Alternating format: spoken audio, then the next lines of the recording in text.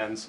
Would you characterize these as military plans, military operation plans? I would characterize this messaging thread as a policy discussion, a sensitive policy discussion, surely, amongst high-level cabinet officials and senior staff. And I'm so glad, Peter, that you said the American public can decide for themselves, because I think the American public should decide for themselves based on the outcome of this operation. And what happened in this operation?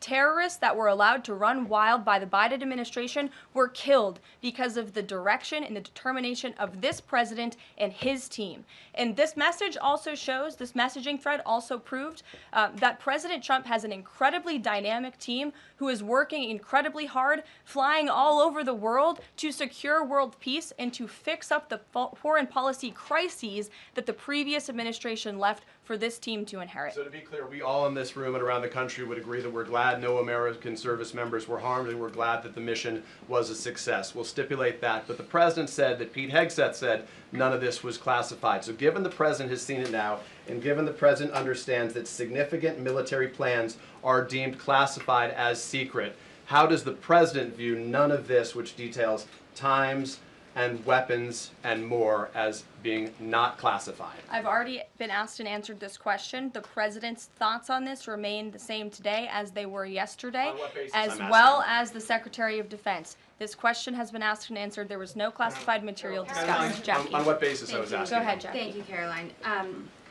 So why aren't launch times on a mission strike classified? Again, I would defer you to the Secretary of Defense's statement he put out this morning. There were various reasons he listed, things that were not included in that messaging thread that were not classified. And again, going back to the American public, do you trust the Secretary of Defense, who was nominated for this role, voted by the United States Senate into this role, who has served in combat, honorably served our nation in uniform? Or do you trust Jeffrey Goldberg, who is a registered Democrat and an anti-Trump sensationalist reporter? This president and this national security team are putting our national security and the American people first. We are restoring American strength around the world, and the results of this operation speak for themselves. Putting aside Jeffrey Goldberg, though, just for for American service members who are going to have to carry out these missions in the future, what I guess the message that's coming from the response to all this that we're hearing is that nothing sensitive happened,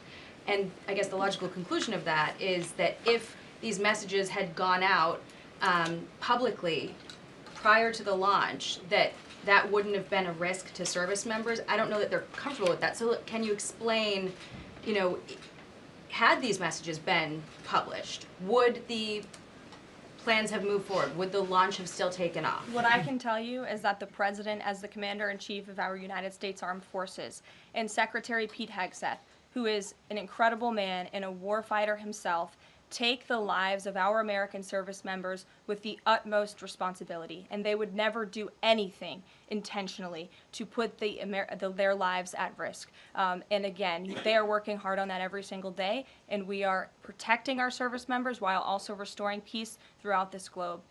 It's something the previous administration has not done. And I would just add one more point. We are not going to be lectured about national security and American troops by Democrats and the mainstream media who turned the other cheek when the Biden administration, because of their incompetence, left 13 service members dead in Afghanistan, and not a single person in the previous administration was held accountable for that botched withdrawal. Joe Biden said, in fact, it was a great operation. That is despicable. It's unacceptable to this president and this Secretary of Defense. The National Security Advisor has taken responsibility for this inadvertent number being added to the messaging thread. But above all, we take the lives of our troops, safety, security, prosperity around the globe with the utmost seriousness. Goldberg's intentions, do you believe Jennifer, that he go would ahead. release that to embarrass the administration ahead of the worldwide threats? Jennifer, go ahead. Given what you've said about the president's trust in his national security team, can you say definitively that no one will lose their jobs? No one will lose their job at all because of this signal situation? What I can say definitively is what I just spoke to the president about, and he continues to have confidence in his national security team. One more, can I ask one more, Karen? On the targets in Yemen on March 15th, can you say were 100% of the targets that were planned for March 15th, were they all destroyed? Because that would be an indication if if some of them were moved or they were not all hit, that maybe perhaps some of the enemies were able to get some of the information in that signals What channel? I can say about the operation is what the Department of Defense has put out there. I would refer to them for any further operational details. But there have been more than 100 strikes conducted against Houthi targets, and they have hit key Houthi leaders, air defense systems, command and control nodes, headquarters, weapons manufacturing and storage facilities, and these operations will continue until the freedom of navigation in our seas is restored and U.S. shipping can safely transmit without the fear of attack. And again, we believe that this has been a very successful operation thus far, and it will continue until this administration feels it no longer has to, and these terrorists have been taken out, which again is something previous administration should have done, but they didn't, and now we've inherited this crisis. Stephen. Thank you, Caroline. I'd like to clarify something about the investigation and also ask about some conservative commentary. On the investigation, Mike Waltz said last night that he had spoken to Elon Musk about figuring out how Jeffrey Goldberg's number got in his phone. You mentioned the NSC and the White House counsel's office investigating. Can you just clarify who is investigating, who's leading that, and also Dave Portnoy, who endorsed President Trump, said today that he thinks that Mike Waltz should leave. Could you respond to that? Sure. Great respect for Dave Portnoy, but I just answered that previous question from Jennifer. As for your original question about who's looking into the messaging thread, the National Security Council, the White House counsel's office, and also, yes, Elon Musk's team. Elon Musk has offered to put his technical experts on this to figure out how this number was inadvertently added to the chat. Again, to take responsibility and ensure this can never happen again. Caroline. I have two questions. One on a follow-up on something you just said. But since we have these messages released, and you said that the president has now personally reviewed them, at the chat at one point, Pete Hegseth wrote 14-15 strike drones on target, and in all caps he said, "This is when the first bombs will definitely drop." Does the president feel that he was misled by his national security advisors, whoever it was that told him there was no classified information in there, now that he's seen these messages? I've now been asked and answered this question 3 times by the both of you, and I've given you my answer. The president feels the same today as he did yesterday. Philip. And on my follow-up on what you had just No, said. go ahead, Philip. I have a Caitlin, quick- I'm not taking your follow-up. The Vice Philip, go I President have a follow-up on something you expressed just said, though, Caroline. That's Caitlin, regarding I'm not Jeffrey taking Goldberg. your follow-up. Philip, go ahead. I have called Thank on you. you. The Vice President seemed to express some frustration that Europe wasn't doing more to police waterways in their backyard, noting in that signal thread that 40% of European trade goes through the Suez Canal.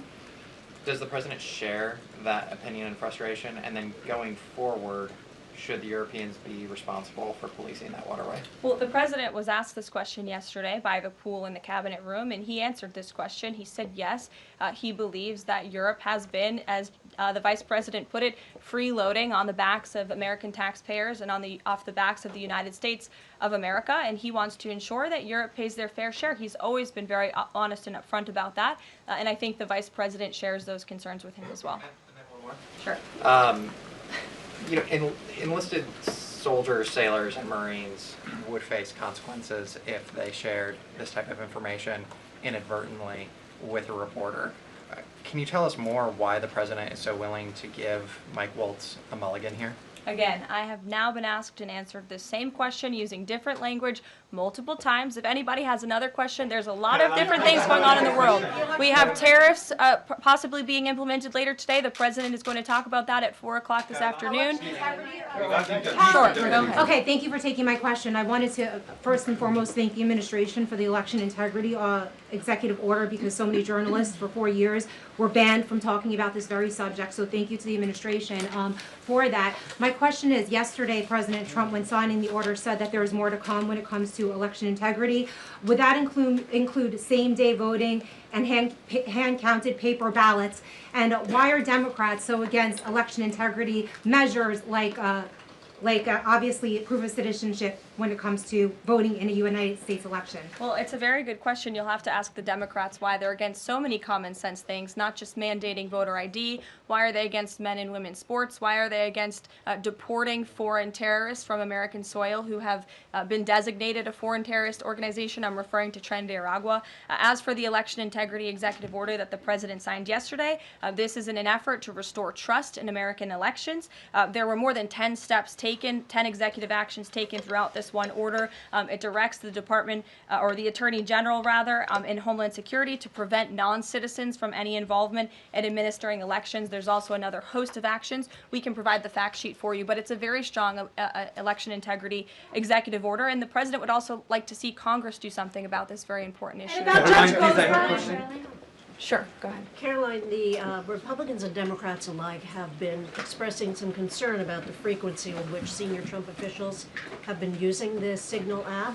Has there been discussion, or will there be a review about how often they use Signal, and if you could explain to us how they might be considering other applications to get away from something like this happening again? Sure. Well, again, first of all, Signal has been an approved app for government use. It's an encrypted app, and as I said, it's the most safe and efficient way of communicating, especially when people can't be in a skiff or inside a room physically together. I think, as the President said yesterday, he wishes that everybody could be in the room, and it's our goal to ensure that everybody can be. But again, no classified information was discussed in this chat, and any time classified information is discussed amongst high-level officials across this administration, secure lines of communication are used, including, by the way, our special envoy, Steve Witkoff, who I understand the Wall Street Journal erroneously reported that he was on this Signal chat on a personal device while in Moscow. That is absolutely false. Steve Witkoff did not have his personal device, nor did he have his government device with him. He was given a classified, protected server by the United States government, and he was very careful about his communications when he was in Russia. So rest assured to the American public, this administration is taking every precaution when it comes to protecting our national security. And that's why the American people reelected this president, because they know that our national security is in good hands with the President of the United States. Speaking of the Vice President, I understand he's going to be speaking any moment now. I would hate to counter-program the Vice President of the United States. You'll also hear from the President at 3 o'clock. He will be honoring women's history at the Women's History Month celebration. We have a lot of great women across our cabinet who will be in attendance, so we'll see you all there. And then you'll also hear from the President again at 4 o'clock when he talks about tariffs. So plenty of time for more questions. Sorry it's a bit shorter today, guys. We'll see you later. Jeffrey Goldberg's number and Michael Waltz's phone if he's a registered Democrat and anti-Trump reporter.